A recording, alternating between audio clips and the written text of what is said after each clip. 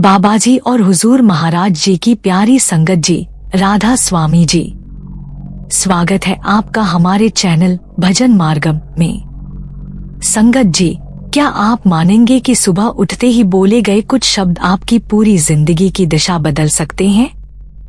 शायद यह आपको कोई चमत्कार लगे, लेकिन यही तो है ब्रह्म मुहूर्त की शक्ति। यह वह पवित्र समय है जिसे संत महापुरुषों ने अमृत वेला कहा है, आत्मा की आँख खोलने वाला क्षण, जब ईश्वर सबसे निकट होता है। संगत जी, आज हम आपको उसी गुप्त रहस्य से परिचित कराने जा रहे हैं जिसे सदियों से केवल चुनिंदा साधकों को ही सौंपा गया। वह दिव्य प्रार्थना जो यदि आप ब्रह्म मुहूर्त में 5 मिनट भी सच्चे भाव से करें तो जीवन के सारे बोझ हल्के लगने लगते हैं। जो राह कठिन लगती थी वह सरल होने लगती है। यह कोई साधारण अभ्यास नहीं, बल्कि वह अनुभव है जिसे संत महात्मा स्वयं जीते आए हैं, पर उन्होंने इसे हर किसी से साझा नहीं किया, क्योंकि यह ज्ञान उन्हीं को मिलता है जो भीतर से बदलने के लिए तैयार होते हैं। अगर आप भी उन्हीं साधकों में से एक हैं जो सच में अपने जीवन में रोशनी भरना चाहते हैं, तो यह वीडियो अंत तक देखना आपके लिए वरदान बन सकता है, क्योंकि इसके हर शब्द में वह शक्ति है जो आपकी चेतना को जागृत कर सकती है। और अगर आप पहली बार इस रहस्यमय यात्रा पर हमारे साथ आए हैं तो हम विनती करते हैं, हमारे चैनल भजन मार्गम को अभी सब्सक्राइब कर लीजिए। यहाँ केवल बातें नहीं होती, यहाँ आत्मा के द्वार खोले जाते हैं। तो आइए संगत जी, अब बिना किसी देर के शुरू करते हैं ब्रह्म मुहूर्त की वो दिव्य प्रार्थना जो आपके हर दिन को एक नए चमत्कार में बदल सकती है। संगत जी, ब्रह्म मुहूर्त कोई सामान्य समय नहीं, यह वह दिव्य क्षण है जब संपूर्ण सृष्टि मौन होकर प्रतीक्षा करती है कि कौन आज भीतर से जागने आया है। यह वह घड़ी होती है जब दुनिया की हलचल शांत हो जाती है, जब प्रकृति की हर लहर, हर हवा की सरसराहट भी जैसे कह रही होती है, अब जागो, आत्मा की पुकार सुनो। संत जन इसी क्षण को अमृत वेला कहते हैं। यह केवल सोकर उठने का नहीं, चेतना से जागने का समय है। जब देह सुस्ती में हो और संसार गहरी नींद में, तब आत्मा चुपचाप प्रभु को पुकारती है, और जो साधक उस पुकार को सुन पाता है वही सच्चे अर्थों में ब्रह्मांड से संवाद कर पाता है। बाबाजी अक्सर समझाते हैं कि ब्रह्म मुहूर्त में किया गया संकल्प, जप, सुमिरन या प्रार्थना केवल हवा में कहे गए शब्द नहीं होते, वे चेतना के तीर बनकर सीधे ब्रह्मांडीय सत्ता तक पहुँचते हैं। यह समय कोई बाहरी प्रक्रिया नहीं, बल्कि एक भीतर की पुकार है। संतों ने हजारों वर्षों तक इस समय की साधना की, इसे जिया और अनुभव से प्रमाणित किया कि ब्रह्म मुहूर्त में की गई प्रार्थना में एक विशेष कंपन होता है, ऐसा कंपन जो आपके संकल्प को ब्रह्मांड का आदेश बना सकता है। परंतु संगत जी, यह जानना अत्यंत आवश्यक है कि यह कोई यांत्रिक प्रक्रिया नहीं है। केवल कुछ शब्द बोल देना पर्याप्त नहीं।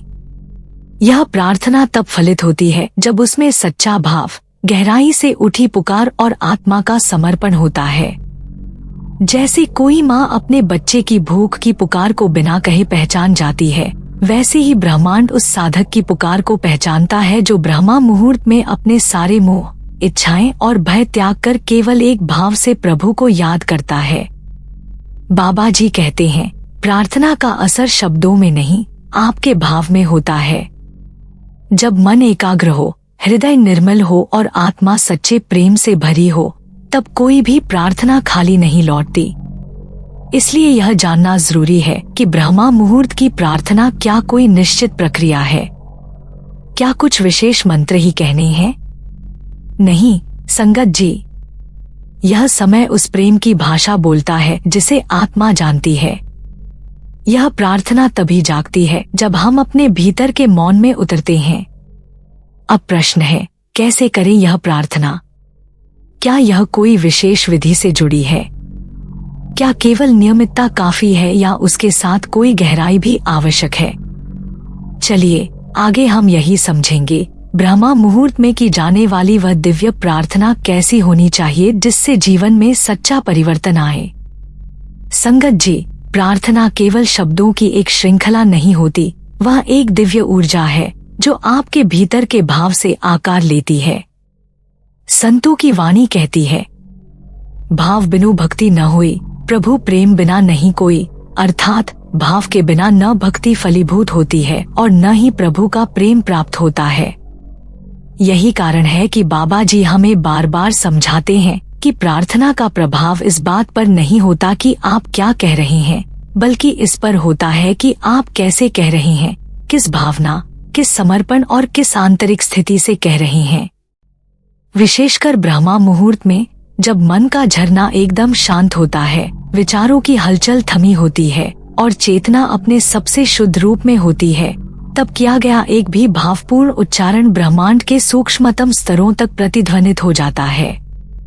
ब्रह्मा मुहूर्त का वह अमृत समय, जब आत्मा और परमात्मा के बीच की दूरी मिटने लगती है, अगर उस समय आप आंखें बंद कर अपने भीतर के मौन से जुड़कर पूरे हृदय से केवल एक पंक्ति भी कह देते हैं, जैसे, हे प्रभु, मैं तेरा हूँ, तू ही मेरा सहारा है, तो यह प्रार्थना केवल शब्द नहीं रहती, यह एक ऊर्जा बनकर आकाश की ओर उड़ती है और वहाँ ब्रह्मांडीय चेतना उसे आदेश की भांति ग्रहण करती है।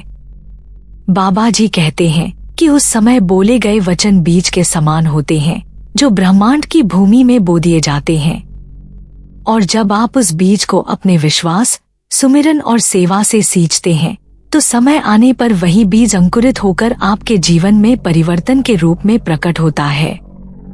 लेकिन संगत जी, केवल बोलना पर्याप्त नहीं, आपको अपनी प्रार्थना को जीना होता है। जब आप यह अनुभव करने लगते हैं कि आपके शब्द केवल ध्वनि नहीं बल्कि प्रकाश हैं, तो वही प्रकाश आपके चारों ओर एक नई वास्तविकता रचने लगता है। कल्पना कीजिए, जब आप कहते हैं, प्रभु मुझे अपने प्रेम में डुबा दे, तो यह कोई आग्रह नहीं रहता, यह एक चुंबकीय ऊर्जा बन जाती है जो प्रभु को खींचने लगती है। जैसे सूरज की किरणें फूलों को खिला देती हैं, वैसे ही ब्रह्मांड की कृपा आपकी चेतना को खिला देती है। इसलिए बाबा जी हमें यह गूढ़ ज्ञान देते हैं कि ब्रह्मा मुहूर्त में की गई प्रार्थना को यांत्रिक न बनाएं। उसमें अपने हृदय की धड़कनें मिला दीजिए, अपनी आत्मा का कंपन जोड़ दीजिए। फिर देखिए कैसे घटनाएं, संयोग और समाधान आपकी ओर खींचे चले आते हैं। यही है सच्ची प्रार्थना, एक मौन संकल्प, एक जागृत भाव और एक पूरी तरह समर्पित आत्मा। संगत जी, यह बात जितनी रहस्यमयी है उतनी ही सच्ची भी। केवल इच्छा कर लेना पर्याप्त नहीं होता। ब्रह्मांड केवल उन इच्छाओं की सुनवाई करता है जिनमें स्पष्टता हो, जिनमें समर्पण की ज्वाला हो और जिनमें एकाग्रता की स्थिर अग्नि हो। बाबा जी अक्सर समझाते हैं, इच्छा यदि धुंधली हो तो वह सिर्फ कल्पना बनकर रह जाती है, लेकिन जब वह तेज, शुद्ध और निर्मल होती है, तब वह ब्रह्मांड के लिए निमंत्रण बन जाती है, कोई याचना नहीं। इसलिए ब्रह्मा मुहूर्त में की गई प्रार्थना को केवल कुछ शब्दों का उच्चारण मत समझिए, वह 3 दिव्य स्तंभों पर टिकी होती है। 1 शुद्ध इच्छा, 2 गहरी भावना, 3 पूर्ण समर्पण। जब ये तीनों एक साथ आत्मा के भीतर जागते हैं, तब जो वचन आपके होठों से नहीं, आपके हृदय से निकलते हैं, वही प्रार्थना कहलाते हैं। और उस स्तर की प्रार्थना को न आकाश टाल सकता है, न धरती, न नियति। संतों की वाणी है, शब्द तब तक मौन है जब तक उनमें भाव न हो। मौन तब तक अशक्त है जब तक उसमें आत्मा न हो। पर संगत जी, यहाँ एक प्रश्न उठता है, क्या हर कोई ऐसी भावना जगा सकता है? जब मन बिखरा हो, विचार भटके हुए हों, तो उस पवित्र प्रार्थना की अग्नि कैसे जगाई जाए? बाबा जी कहते हैं कि उसके लिए एक अभ्यास आवश्यक है, मौन में उतरना। यह मौन कोई बाहरी चुप्पी नहीं, यह भीतर उतरने की क्रिया है। जब आप प्रतिदिन थोड़ी देर मौन में बैठते हैं, तो आपकी चंचल ऊर्जा शांत होती है। आपके विचारों की धूल जमने लगती है और फिर भीतर से कुछ उभरने लगता है, एक भाव, एक पुकार जो न बनावटी है, न बोझिल। यह अभ्यास धीरे धीरे आपकी प्रार्थना को केवल सोचने या बोलने से हटाकर जीने की क्रिया बना देता है। बाबा जी समझाते हैं मन को साधने का सर्वोत्तम समय ब्रह्मा मुहूर्त है, क्योंकि उस समय संसार की आवाजें शांत होती हैं, पर आत्मा की आवाज तेज होती है। जब आप मौन में उतरते हैं तो वही आत्मा की आवाज, वह शुद्ध प्रार्थना ब्रह्मांड में एक कंपन पैदा करती है जो आपके जीवन को बदल सकती है। संगत जी, ब्रह्मा मुहूर्त का समय केवल जागने का नहीं, अंतरात्मा से जुड़ने का दुर्लभ क्षण होता है। यह वह पावन वेला है जब संपूर्ण ब्रह्मांड मौन में डूबा होता है और उसी मौन में ईश्वर का स्पंदन सबसे गहराई से सुना जा सकता है। बाबा जी समझाते हैं, जब संसार सोता है तब आत्मा जागती है, और जो उस समय स्वयं को परमात्मा के चरणों में समर्पित कर देता है उसे पूरी सृष्टि का साथ मिल जाता है। इसलिए जब आप ब्रह्मा मुहूर्त में उठें तो तुरंत कुछ न बोलें, केवल अपने भीतर और बाहर की उस दिव्य शांति को महसूस करें। ठंडी हवा की छुअन, पक्षियों की धीमी चहचहाहट और शरीर में चलती सूक्ष्म तरंगों की गूंज, ये सब साक्षी हैं कि आपकी आत्मा उस क्षण के लिए तैयार है। अब दोनों हथेलियों को जोड़े, आंखें धीरे से बंद करें और केवल एक भाव भीतर लाएं, मैं ईश्वर के समीप हूँ और आज मेरी हर प्रार्थना सुनी जाएगी। यह भावना कोई कल्पना नहीं, एक मंत्र है जो हृदय में गहराई और कंपन उत्पन्न करता है। धीरे धीरे अपने हृदय के क्षेत्र को अनुभव करें, जैसे वहाँ कोई हल्की सी ज्योति चमक रही हो, एक कंपन हो रहा हो। संत कबीर कहते हैं, मन के मंदिर में जोत जगाओ, शब्द स्वरूपा राम बुलाओ। यह हृदय का ही दीप है जिससे आत्मा का मार्ग रोशन होता है।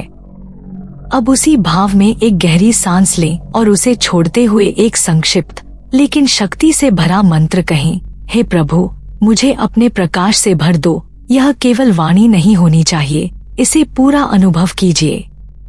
मान लीजिए कि वास्तव में एक दिव्य प्रकाश आपकी देह में उतर रहा है, आपकी चेतना को स्नान करा रहा है। बाबा जी इसे संकल्प ध्यान कहते हैं, जहां भावना, संकल्प और चेतना एकाकार हो जाते हैं। यह अभ्यास कोई कल्पना नहीं, यह जीवन की रचना है। आधुनिक विज्ञान भी इसे प्रमाणित करता है। ब्रह्मा मुहूर्त में हमारा मस्तिष्क थीटा और अल्फा तरंगों में होता है, जो अवचेतन मन से सीधा संपर्क बनाती हैं। जब आप उसी अवस्था में कोई भावना, कोई चित्र या कोई वचन बार बार दोहराते हैं तो वह मस्तिष्क के न्यूरल नेटवर्क में स्थायी रूप से अंकित हो जाता है और धीरे धीरे आपकी दिनचर्या, आपके कर्म और आपके भाग्य का हिस्सा बन जाता है। लेकिन संगत जी, हम यह भी जानते हैं कि यह अभ्यास इतना सरल नहीं होता। कई बार मन स्थिर नहीं होता, व्यग्रता, आलस्य या संदेह घेर लेते हैं। ऐसे समय में बाबा जी कहते हैं, मन को साधने की पहली सीढ़ी है मौन। मौन में उतरते रहो, एक दिन मौन तुम्हें अपने भीतर खींच लेगा। इसलिए जब मन विचलित हो तब भी इस अभ्यास को मत छोड़िए, क्योंकि यह निरंतर अभ्यास ही वह पात्रता पैदा करता है जिसमें प्रभु की कृपा स्वतः उतरती है। संगत जी, जब हम केवल मांगने की प्रार्थनाएं करते हैं तो हम आध्यात्मिक रूप से अधूरे रहते हैं, लेकिन जब हम धन्यवाद देने लगते हैं उस हर क्षण के लिए, हर अनुभव के लिए, हर परिस्थिति के लिए, तो हम ईश्वर की योजना को स्वीकृति देना शुरू कर देते हैं और यही स्वीकृति ही सबसे बड़ी प्रार्थना बन जाती है। बाबा जी समझाते हैं, मांगना मन का कार्य है और आभार आत्मा की पुकार है। जब तुम धन्यवाद कहते हो तब दरअसल तुम अपने भीतर की चेतना को उस बिंदु पर लाते हो जहां तुम सृष्टि के साथ एक हो जाते हो। इसलिए केवल मांगना नहीं, हर दिन उस प्रभु को हृदय से धन्यवाद देना सीखिए। धन्यवाद प्रभु, जो दिया उसका भी, जो नहीं दिया उसका भी, क्योंकि जो तू देता है वही मेरे लिए सर्वोत्तम है। संत रविदास जी की वाणी में आता है, जो किछु करे सोई भला और न करे कोई, अर्थात जो कुछ ईश्वर करते हैं वही भला है। यह भाव जब हमारी प्रार्थना में जुड़ता है तब ब्रह्मांड की शक्तियाँ केवल आपकी सहायता नहीं करती, बल्कि आपके साथ मिलकर काम करने लगती हैं। अब प्रश्न उठता है, क्या इस प्रार्थना का कोई विशेष आसन या दिशा होना चाहिए?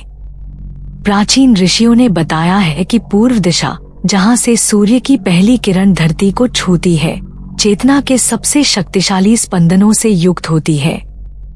जब आप ब्रह्मा मुहूर्त में पूर्व की ओर मुख करके बैठते हैं तो आप उस दिव्य ऊर्जा प्रवाह से सीधे जुड़ जाते हैं जो प्रतिदिन ब्रह्मांड से उतरता है। इसलिए बाबा जी भी निर्देश देते हैं कि ध्यान, प्रार्थना या सिमरन करते समय पूर्व दिशा की ओर मुख करके बैठना अधिक प्रभावी होता है। आपका आसन भी उतना ही महत्वपूर्ण है। शरीर स्थिर, पीठ सीधी, आंखें बंद या अर्धनिमीलित, हाथ प्रार्थना मुद्रा में या घुटनों पर टिके हों। शरीर में न तो अधिक तनाव हो और न ही अत्यधिक ढीलापन, बस एक सजग संतुलन, जैसे कोई दीपक जो जल रहा हो और हवा भी उसकी लौ को हिला न पाए। संत तुलसीदास जी कहते हैं, मन संकुल जब हुए न भारी, तभी भजन होत नर नारी।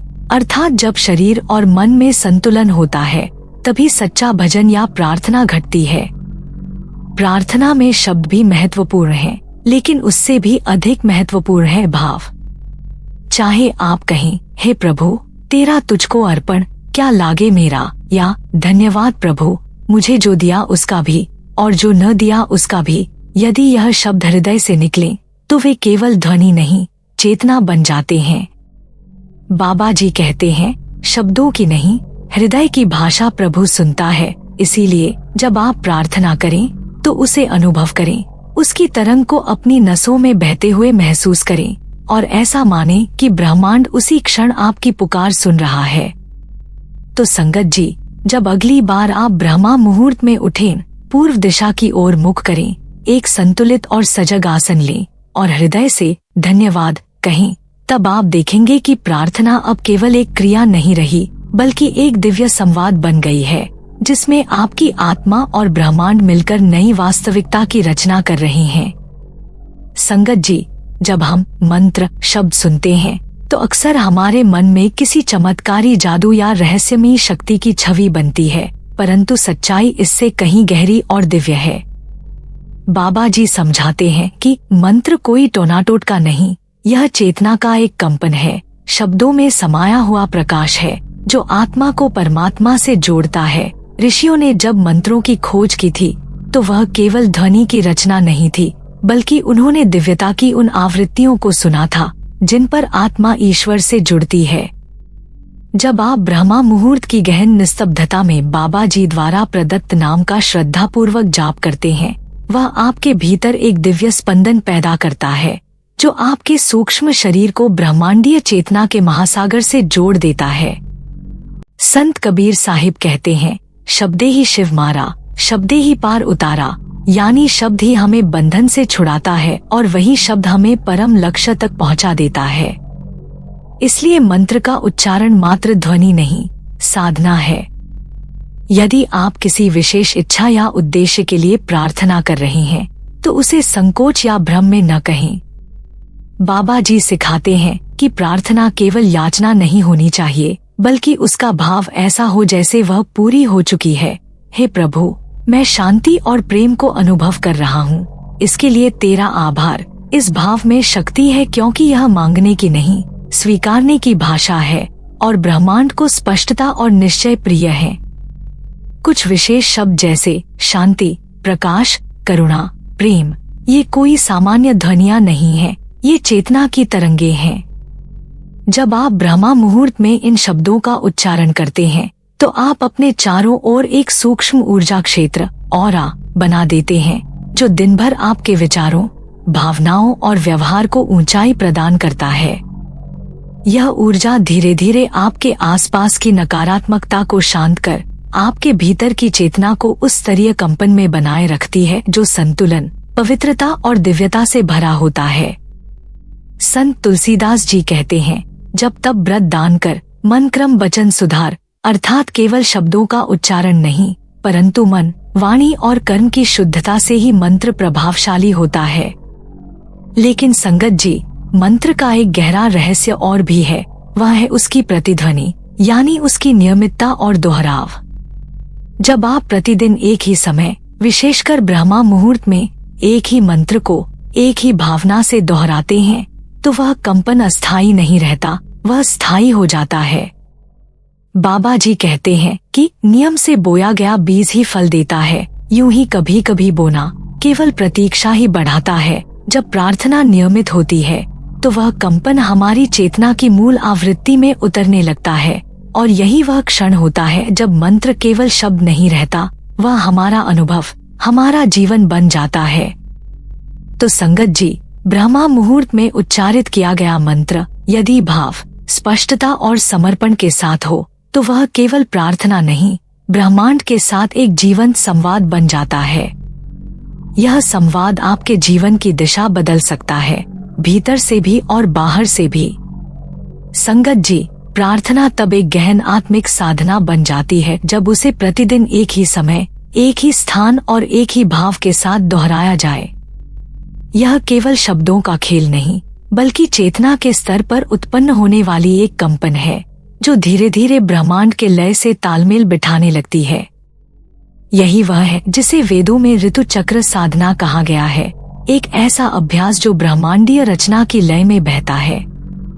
बाबा जी भी यही समझाते हैं कि जब साधक नियमित रूप से एक ही नाम, एक ही भावना और पूर्ण श्रद्धा से सुमिरन करता है तो वह शब्द नहीं, एक जागृत चेतना बन जाती है जो उसके भीतर और बाहर दोनों में दिव्यता को सक्रिय करती है।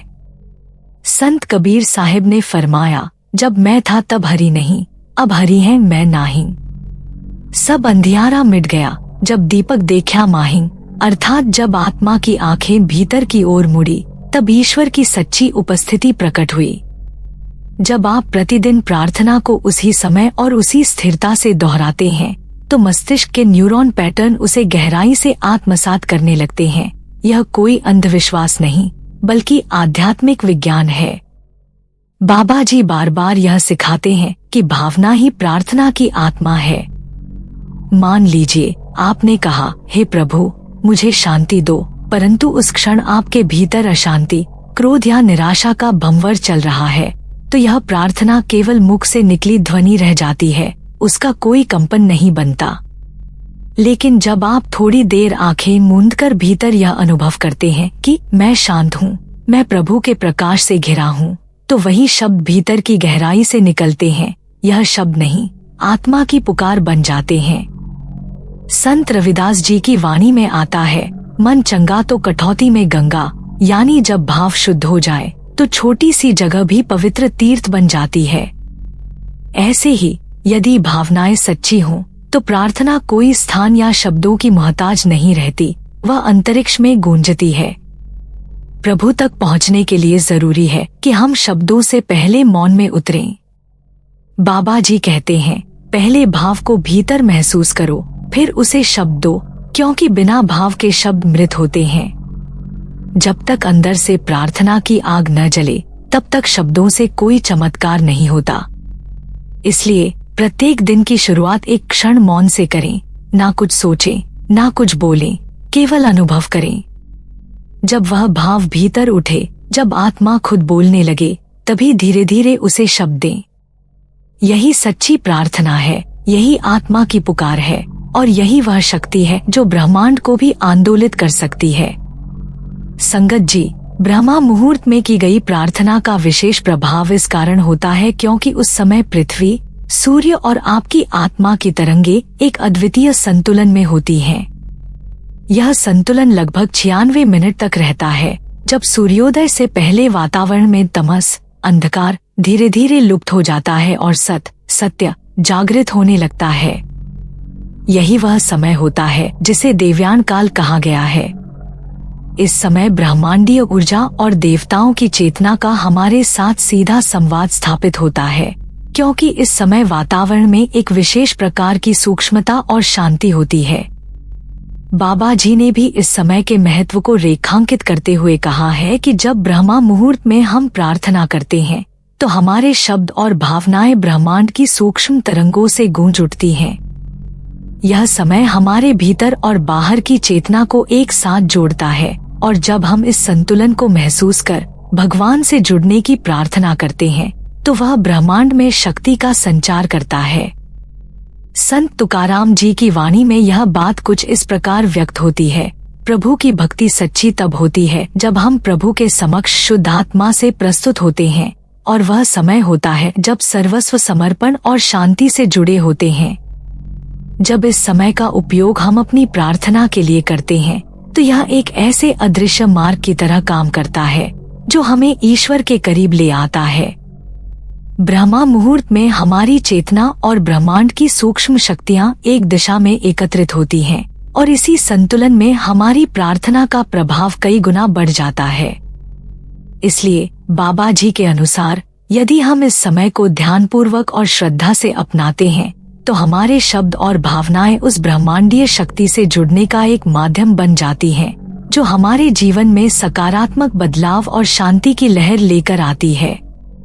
संगत जी, ब्रह्मांड कभी कभी हमें अपनी उपस्थिति का एहसास कराता है, जैसे जब अचानक हमारा मन शांत हो जाए या बिना किसी स्पष्ट कारण के हमारी आंखों से आंसू गिरने लगे या किसी पुराने संकल्प की स्मृति हमारे भीतर उभर आए। ये सभी संकेत होते हैं कि ब्रह्मांड उस क्षण में हमें सुनने के लिए तैयार है। बाबा जी अक्सर कहते हैं, जब ब्रह्मांड आपके संकेतों को समझता है तो उस समय आपकी प्रार्थना और भी अधिक प्रभावशाली होती है।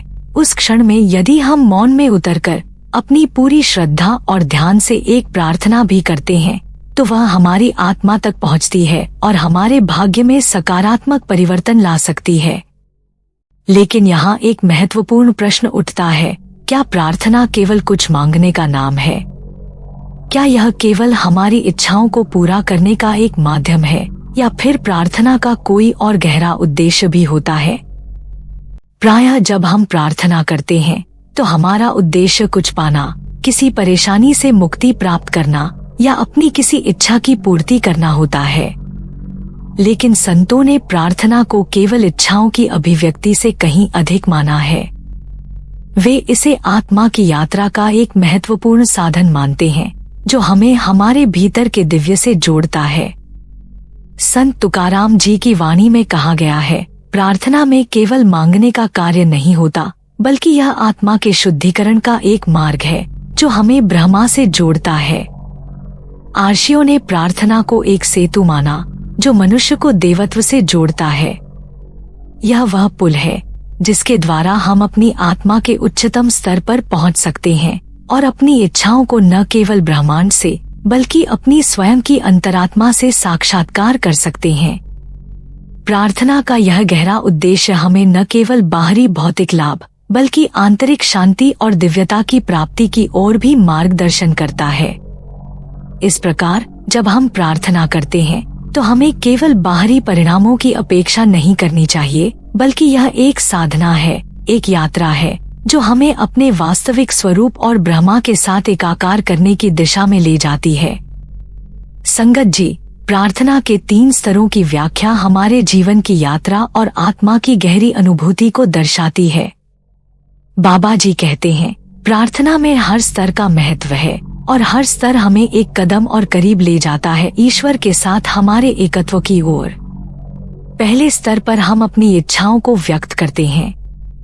यह वह अवस्था है जब हम प्रभु से अपनी सफलता की कामना करते हैं या किसी रोग के उपचार या फिर किसी विशेष इच्छा की पूर्ति के लिए प्रार्थना करते हैं। यह स्वाभाविक है और जीवन के किसी न किसी मोड़ पर हम सभी इस स्थिति का अनुभव करते हैं। इस स्तर पर हम मांगते हैं और यह भी एक प्रकार की प्रार्थना है जब वह सच्चे भाव से की जाती है। संतों का कहना है कि किसी भी इच्छा को बिना शुद्ध भाव के मांगा नहीं जाता और यही शुरुआत होती है आत्मा की यात्रा की। दूसरे स्तर पर हम न केवल मांगते हैं बल्कि समर्पित करते हैं।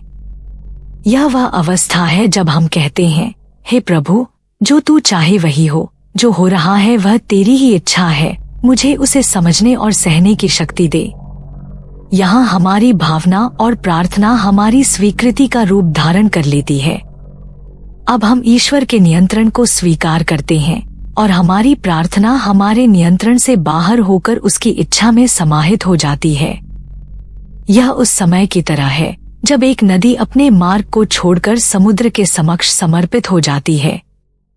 यह समय आत्मा की उच्चतम समझ और समर्पण का होता है। तीसरा और अंतिम स्तर सबसे अद्भुत है। इस स्तर पर न तो कोई शब्द बचता है और न ही कोई भावना, केवल मौन शेष रह जाता है।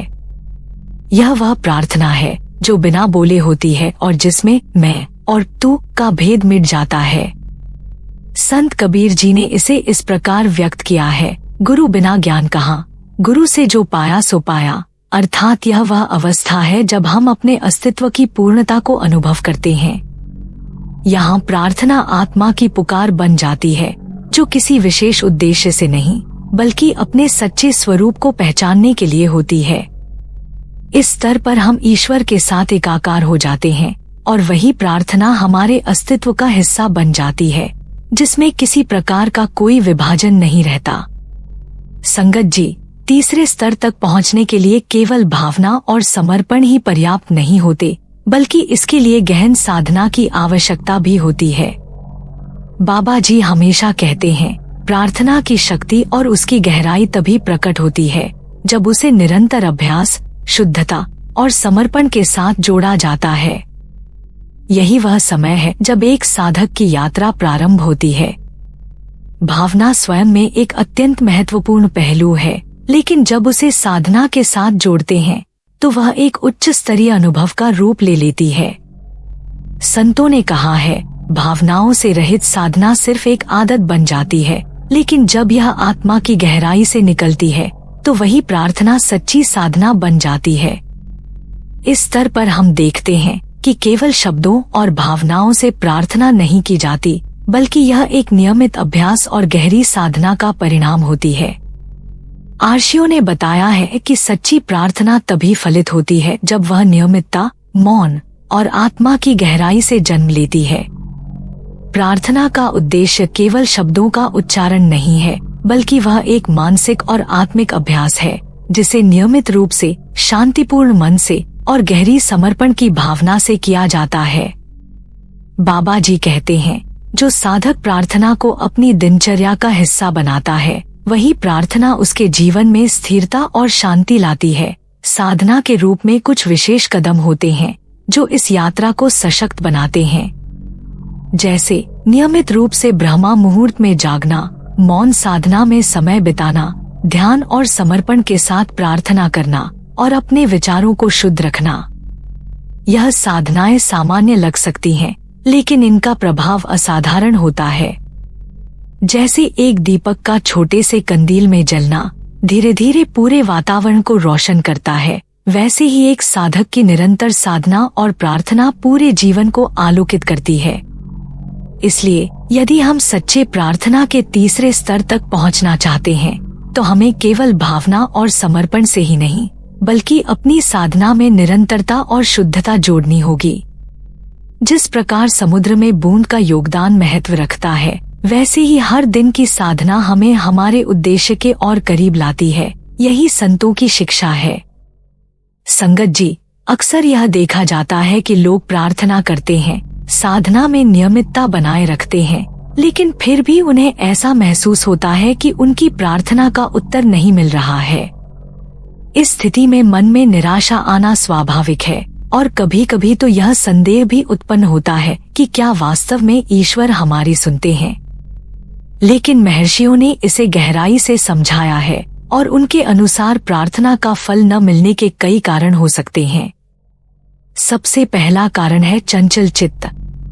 जब हम प्रार्थना करते हैं तो हमारी जीभ शब्दों का उच्चारण करती है, लेकिन भीतर का मन अपनी उलझनों और विचलनों में डूबा होता है। यह ठीक उसी तरह है जैसे दीपक को जलाने की कोशिश की जाए, लेकिन चारों ओर से हवा चल रही हो, लौ जलती है, लेकिन वह स्थिर नहीं रह पाती। इसी तरह जब हमारी प्रार्थना में मन की स्थिरता नहीं होती, तो वह प्रार्थना अपनी पूरी शक्ति के साथ नहीं पहुंच पाती। बाबा जी ने हमेशा कहा है, मन की स्थिरता ही प्रार्थना का असली आधार है। जब तक मन शांत और एकाग्र नहीं होता, तब तक प्रार्थना का वास्तविक असर नहीं होता। दूसरा कारण है स्वार्थी उद्देश्यों से प्रेरित प्रार्थना। जब हम प्रार्थना करते हैं, तो यदि वह केवल अपनी इच्छाओं की पूर्ति के लिए होती है, तो वह प्रार्थना गहरी नहीं हो पाती। एक सच्ची प्रार्थना में समर्पण होता है, न कि सिर्फ मांग। जब हम ईश्वर से कहते हैं, हे प्रभु, मुझे वह दो जो मेरे लिए श्रेष्ठ है, भले ही मैं अभी उसे समझ न पाऊं, तब हमारी प्रार्थना एक उच्चतम स्तर पर पहुंचती है, क्योंकि इसमें आत्मा का समर्पण और विश्वास होता है। संतों ने कहा है, ईश्वर केवल उस प्रार्थना को सुनता है जिसमें सच्चे भाव से समर्पण हो और आत्मा उस प्रार्थना के साथ जुड़ी हो। तीसरा कारण है समय के साथ धैर्य की कमी। हम प्रायः ईश्वर से तुरंत परिणाम की अपेक्षा करते हैं, लेकिन ब्रह्मांड का काम हमारी घड़ी से नहीं चलता। बाबा जी के अनुसार दिव्य योजना दीर्घकालिक होती है। कभी कभी जो फल हमें बहुत बाद में मिलता है वह उसी प्रार्थना का उत्तर होता है जिसे हमने वर्षों पहले किया था और शायद अब हम उसे भूल चुके होते हैं। प्रार्थना का परिणाम समय के अनुसार आता है और हमें विश्वास रखना होता है कि ईश्वर सही समय पर हमारे लिए सबसे अच्छा करेगा। चौथा कारण है विपरीत कर्म की बाधा। यदि हम दिन भर उन कर्मों को करते हैं जो हमारी प्रार्थना के उद्देश्य से विपरीत होते हैं, तो उस प्रार्थना की ऊर्जा टकराती है। उदाहरण के लिए, यदि हम सुबह शांति की प्रार्थना करते हैं लेकिन दिन भर दूसरों से विवाद करते हैं, तो हमारी प्रार्थना भीतर तक नहीं पहुंच पाती।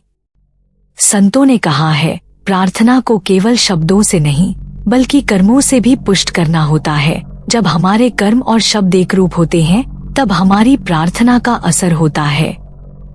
पांचवा कारण है अविश्वास की सूक्ष्म परछाई।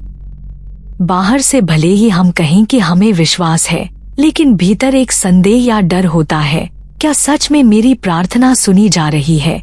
यह संदेह हमारे भावों को कमजोर कर देता है और जैसे ही भाव में संशय आता है, हमारी प्रार्थना की दिशा भटक जाती है।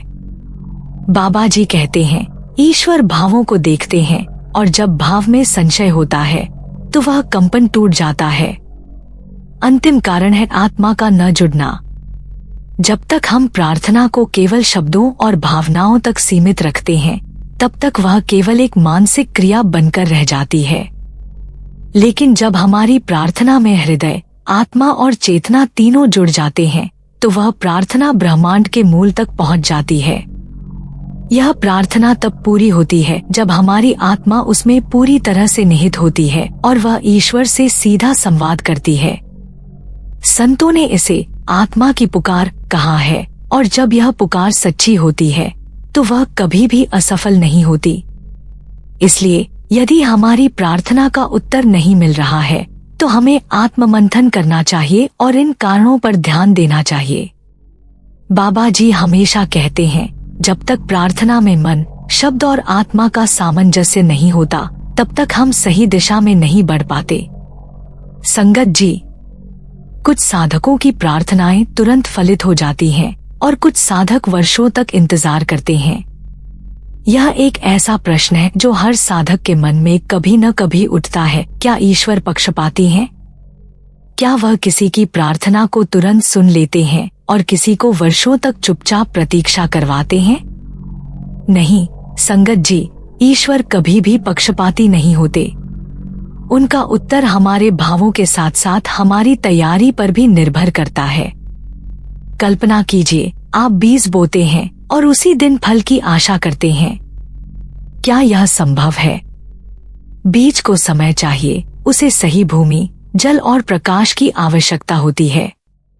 उसी तरह जब हम प्रार्थना करते हैं तो वह एक बीज होता है। यदि हमारे भीतर का मन साफ नहीं है, यदि उसमें संशय, क्रोध या लालच की परतें हैं, तो वह प्रार्थना का बीज जड़ नहीं पकड़ पाता। जब कोई साधक वर्षों से साधना कर रहा होता है, ईमानदारी से सेवा और प्रेम के मूल्यों को जी रहा होता है, तो उसका हृदय पहले से तैयार होता है। उसकी हर प्रार्थना उस उर्वर भूमि में बोई जाती है जहां फल जल्दी आते हैं। इसलिए बाहर से देखने पर ऐसा लगता है कि उसकी प्रार्थना तुरंत सुन ली गई, लेकिन भीतर की तैयारी वर्षों से चल रही होती है। यहाँ एक सुंदर दृष्टांत है। एक साधक ने वर्षों तक ईश्वर का ध्यान किया, लेकिन उसकी कोई भी इच्छा पूरी नहीं हुई। एक दिन वह हताश होकर कह बैठा, हे ईश्वर, क्या मैं तुम्हारा प्रिय नहीं? उसी रात उसने स्वप्न में भगवान को देखा, जिन्होंने मुस्कुराते हुए कहा, तू मेरा ही था, तभी तो मैं तुझे देर से दे रहा हूँ, ताकि तुझे देने से पहले तुझे उसके योग्य बना सकूं। समझो संगत जी, ईश्वर कोई मशीन नहीं है जो तुरंत प्रतिक्रिया दे। वे हमारे पिता हैं, प्रेम में डूबे शिक्षक हैं। वे जानते हैं कि कब, क्या और कैसे देना है। कई बार देरी हमें भीतर से मजबूत करने के लिए होती है। जब हम उस योग्य हो जाते हैं तो हमें वह मिलता है जो हम सोचते भी नहीं। अब कुछ प्रार्थनाएं ऐसी होती हैं जिन्हें बिना बोले ही ब्रह्मांड पकड़ लेता है, क्योंकि वे केवल भाव से नहीं बल्कि समर्पण से की जाती हैं। समर्पण का अर्थ क्या है? क्या यह केवल शब्द है या यह एक जीवित अनुभव है? समर्पण कोई हार नहीं है, यह सबसे ऊंची जीत है। यह वह अवस्था है जहां साधक स्वयं को ईश्वर के चरणों में छोड़ देता है, जैसे कोई नदी समुद्र में समा जाती है बिना वापस लौटे और बिना दिशा मांगे। समर्पण का अर्थ है अब मैं नहीं, अब केवल तू। जब हम प्रार्थना करते हैं तो अक्सर हमारे भीतर दो बातें होती हैं, एक ओर इच्छा और दूसरी ओर भय। हम चाहते हैं कि हमारी बात मानी जाए, लेकिन डरते भी हैं कि कहीं न मानी जाए। यही द्वंद्व हमारी प्रार्थना की शक्ति को कमजोर कर देता है। लेकिन जब समर्पण होता है तब साधक केवल कहता है, हे प्रभु, जो तुझको उचित लगे वही कर, मैं केवल तेरा हूँ। और इसी क्षण से प्रार्थना केवल हमारी नहीं रह जाती, वह ईश्वर की योजना का हिस्सा बन जाती है। संगत जी, यही वह रहस्य है जिसकी वजह से समर्पण के साथ की गई प्रार्थना कभी अस्वीकार नहीं होती, क्योंकि उसमें मैं नहीं होता, वहाँ केवल वह होता है। एक बार एक भक्त को गंगा किनारे बैठकर अपनी समस्याओं पर चिंता करते देखा गया। एक संत पास आए और बोले, क्या तुमने प्रार्थना की? वह बोला, हाँ, लेकिन उत्तर नहीं मिला। संत मुस्कुराए और बोले, तो अब चिंता क्यों? या तो तुमने प्रार्थना की है या फिर चिंता कर रहे हो। दोनों साथ साथ नहीं चल सकते। यदि सच्चे समर्पण से प्रार्थना की है तो अब ईश्वर पर भरोसा रखो। अब समर्पण का एक और पक्ष सामने आता है, कर्म। समर्पण का अर्थ यह नहीं है कि आप निष्क्रिय हो जाएं। इसका अर्थ है आप कर्म करते रहें, लेकिन फल की चिंता ईश्वर पर छोड़ दें। श्रीमद् भगवद गीता का यही सिद्धांत है, कर्मण्यवाधिकारस्ते मा फलेषु कदाचन, यानी कर्म करो लेकिन फल की अपेक्षा मत करो। संगत जी, जब कोई व्यक्ति समर्पण के भाव से प्रतिदिन ब्रह्मा मुहूर्त में उठता है और यह कहता है, आज का दिन तेरा है प्रभु, मेरा कुछ भी नहीं, तो वह दिन ईश्वर की कृपा से भर जाता है। समर्पण केवल शब्द नहीं, यह जीवन का दृष्टिकोण बन जाता है। क्या समर्पण और भाव ही पर्याप्त है? क्या इनसे ही प्रार्थना ब्रह्मांड तक पहुंचती है? नहीं संगत जी, इसके साथ एक और रहस्य जुड़ा है, नाद यानी ध्वनि का कंपन। कुछ विशेष ध्वनियां जैसे ओम, गायत्री, महामृत्युंजय जब ब्रह्मा मुहूर्त में उच्चारित होती हैं, तो वे प्रार्थना की शक्ति को कई गुना बढ़ा देती हैं। ब्रह्मांड केवल मौन नहीं है, यह अनहद नाद से भरा हुआ है। प्राचीन ऋषियों ने इसे शब्द ब्रह्मा कहा है, यानी शब्द ही ब्रह्मा है। ध्वनि ही सृष्टि का आधार है। जब आप ब्रह्मा मुहूर्त में किसी मंत्र का उच्चारण करते हैं तो आप केवल शब्द नहीं बोल रहे होते, आप ब्रह्मांडीय ऊर्जा को जगाते हैं, उसे दिशा दे रहे होते हैं। गायत्री मंत्र इसका श्रेष्ठ उदाहरण है। जब इसे प्रातः काल में शांत, स्पष्ट और श्रद्धा से जपा जाता है तो इसका कंपन हमारे शरीर की ऊर्जा प्रणाली यानी नाड़ियों और चक्रों को सक्रिय करता है। यह एक वैज्ञानिक प्रक्रिया है।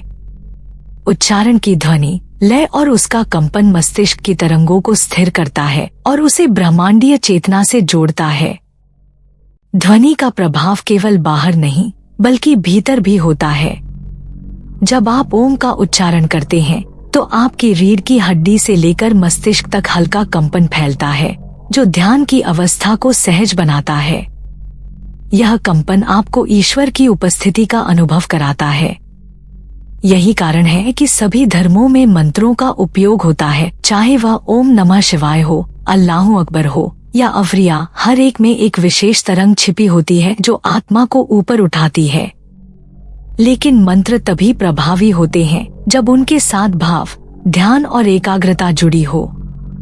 केवल यंत्रवत जपने से आप उस ऊर्जा से नहीं जुड़ सकते। यही कारण है कि ब्रह्मा मुहूर्त में मंत्रों का उच्चारण विशेष रूप से प्रभावशाली माना जाता है, क्योंकि उस समय वातावरण शांत होता है, मानसिक तरंगे स्थिर होती हैं और ब्रह्मांड स्वयं आपको सुनने के लिए तैयार होता है।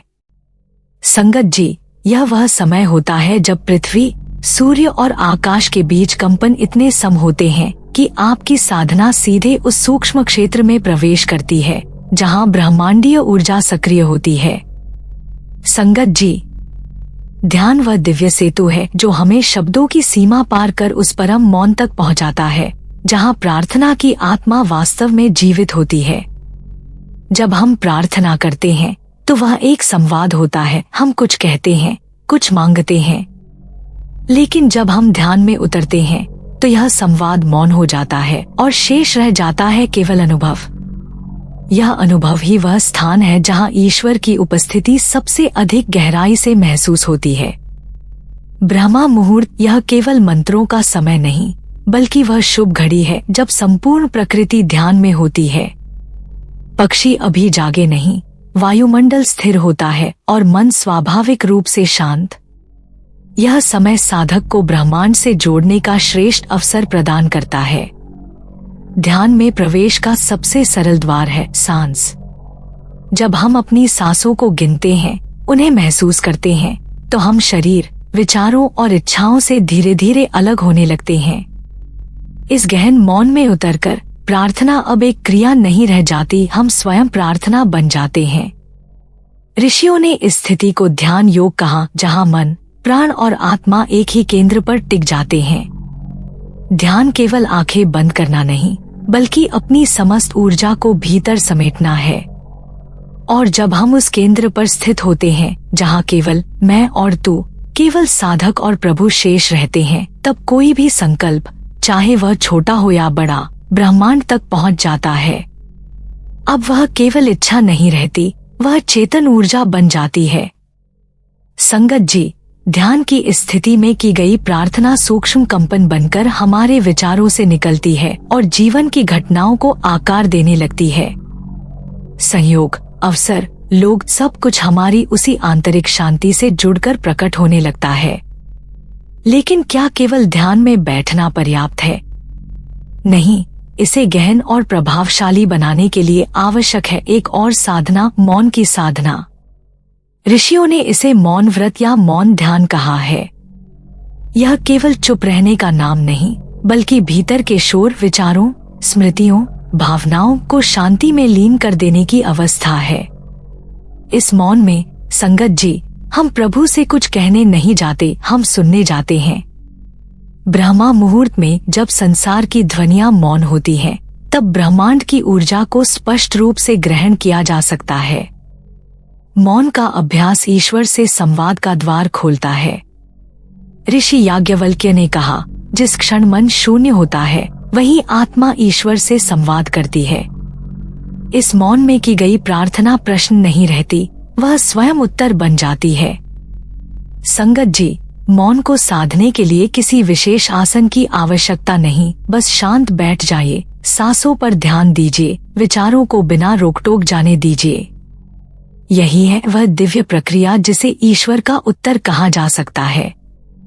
मौन धीरे धीरे गहराता है। यह कोई अचानक होने वाली घटना नहीं, यह एक यात्रा है। जैसे मांसपेशियां अभ्यास से बलवान होती हैं, वैसे ही मन को भी शांति का अभ्यास चाहिए। आप इसे त्रिकाल ध्यान से आरंभ कर सकते हैं। भूत, वर्तमान और भविष्य से मुक्त होकर केवल वर्तमान क्षण में स्थित होना।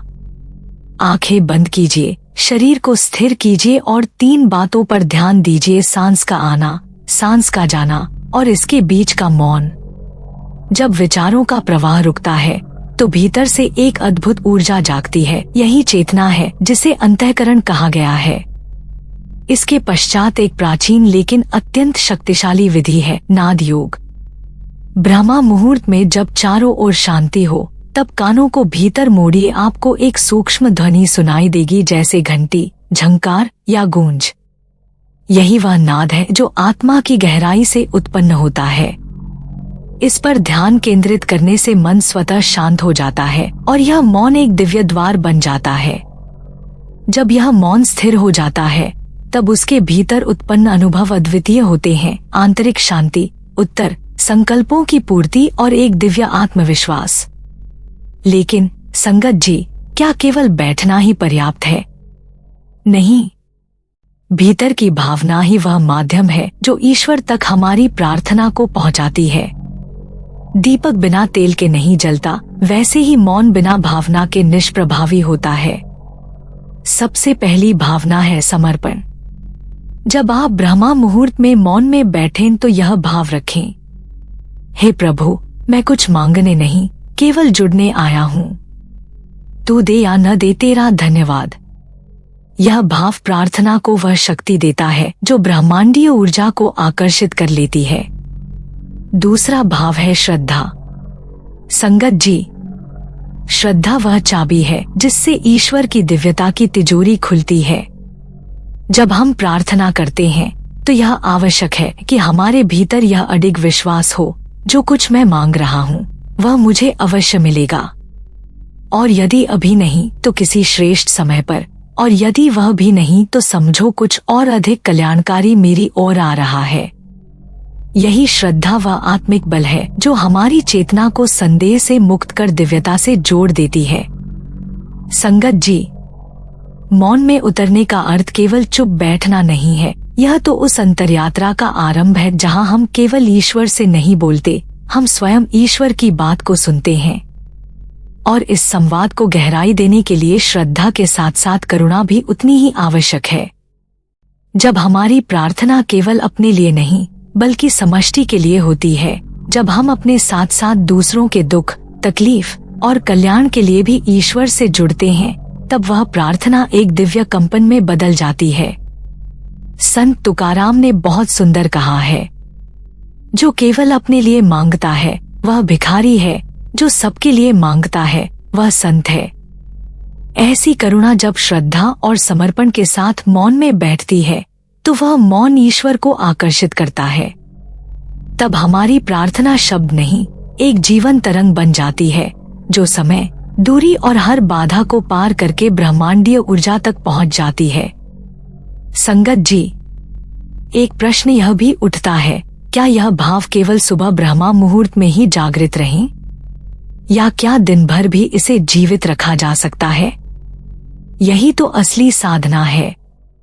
ब्रह्मा मुहूर्त की साधना केवल एक क्षणिक अनुभव नहीं होनी चाहिए। वह तो एक बीज है जिसे पूरे दिन की हलचल में, कर्म में, वाणी में, व्यवहार में सींचा जाना चाहिए। जब आप सुबह मौन में बैठते हैं, श्रद्धा, समर्पण और करुणा से भरे हुए, तो उस अवस्था को एक लौ की तरह पूरे दिन अपने भीतर जलाए रखें। एक छोटा अभ्यास करें। हर दिन सुबह के मौन के बाद एक संकल्प करें, आज का हर कार्य, हर वाणी, हर विचार उसी मौन की छाया में होगा जो मैंने अनुभव किया है। फिर दिन भर में कहीं भी, भोजन से पहले, कार्य के मध्य या सोने से पहले केवल 30 सेकंड का मौन लीजिए। आंखें बंद कीजिए, उस प्रातःकालीन ऊर्जा को याद कीजिए और देखिए वह फिर से आपके भीतर जीवंत हो उठेगी। दूसरा अभ्यास है अपने कर्म को ही प्रार्थना बना देना। जब आप किसी की सहायता करते हैं, प्रेम पूर्वक बोलते हैं, विनम्रता से मुस्कुराते हैं, तब आप अपने मौन को कर्म में बदल रहे होते हैं। गीता में श्री कृष्ण कहते हैं, योगा कर्मसु कौशलम। जब कर्म केवल कर्तव्य नहीं रहता, जब वह सजगता और भावना के साथ किया जाता है, तब वह योग बन जाता है। संगत जी, यही वह अवस्था है जहां प्रार्थना केवल सुबह की क्रिया नहीं रह जाती, वह हर सांस में बहने लगती है, हर स्पंदन में धड़कने लगती है, हर कर्म में दिखने लगती है। ऐसे में व्यक्ति भीतर से इतना स्थिर, शांत और समर्पित हो जाता है कि उसे कुछ मांगने की आवश्यकता ही नहीं रहती, क्योंकि ईश्वर उससे पहले ही उसकी आवश्यकताओं को समझकर उत्तर भेज चुका होता है। संगत जी, आपने अब तक आत्मा की लौ को भीतर जलते हुए महसूस किया है, लेकिन इस यात्रा का वास्तविक सौंदर्य तब प्रकट होता है जब उसकी रोशनी हमारे पूरे जीवन में फैलने लगती है। फिर भी सब कुछ मिलने लगता है, क्योंकि जब साधक ब्रह्मा मुहूर्त में प्रभु से जुड़ता है तो वह केवल मानसिक और आध्यात्मिक ऊर्जा नहीं पाता, बल्कि उस ऊर्जा की तरंगे उसके भौतिक जीवन और संबंधों तक पहुंचने लगती हैं। ब्रह्मा मुहूर्त का आत्म संपर्क आपकी चेतना को इतना शांत और स्थिर कर देता है कि वह आपकी वाणी, दृष्टि और व्यवहार में उतरने लगता है। परिवार में जहां पहले तर्क और टकराव होते थे, वहां अब मौन और समझदारी आ जाती है। आप प्रतिक्रिया नहीं, प्रार्थना से उत्तर देना सीखते हैं। और जब आप बदलते हैं तो लोग अपने आप बदलने लगते हैं। संबंधों में सुधार होते हैं। यदि प्रेम में दरार है, संवाद में दूरी है, तो ब्रह्मा मुहूर्त की प्रार्थना वह पुल बन जाती है जो मनों को फिर से जोड़ देती है। क्योंकि तब आप दूसरों को नहीं, स्वयं को ईश्वर के सामने समर्पित कर रहे होते हैं। और स्वपरिवर्तन से ही संसार में परिवर्तन आता है। कार्यस्थल पर अब आप जल्दबाजी में निर्णय नहीं लेते, सुनते हैं, समझते हैं और फिर बोलते हैं। सहकर्मी आपसे खींचे चले आते हैं क्योंकि अब आप में दया है, अभिमान नहीं। आलोचक अब सलाह मांगते हैं क्योंकि आपकी ऊर्जा में ध्यान का नाद और प्रार्थना का प्रकाश उतर चुका होता है। लेकिन यह स्थायी कैसे बने? यह ऊर्जा तब तक बनी रहती है जब तक यह साधना केवल एक विधि नहीं, एक जीवन शैली बन जाए। इसलिए हम आपसे निवेदन करते हैं, यह यात्रा अब भी समाप्त नहीं हुई है। यह तो बस एक द्वार है, अपने भीतर छिपे परम चमत्कार को जानने की शुरुआत। यदि आप चाहते हैं कि यह दिव्यता कभी न रुके, हर सुबह आपको कोई जेंटली याद दिलाए कि आप कौन हैं, आपको हर दिन एक नया ज्ञान, अभ्यास और जागृति का अनुभव मिले, तो हम आपसे विनम्र निवेदन करते हैं, हमारे इस चैनल भजन मरगम को सब्सक्राइब कर लीजिए। यह केवल एक YouTube चैनल नहीं है, यह एक साधना का संघ है, एक परिवार है, जहां हर दिन हम साथ मिलकर उसी दिव्यता की ओर चलेंगे, जहां सच्ची प्रार्थना, आत्मिक जागरण और सेवा का संग होगा।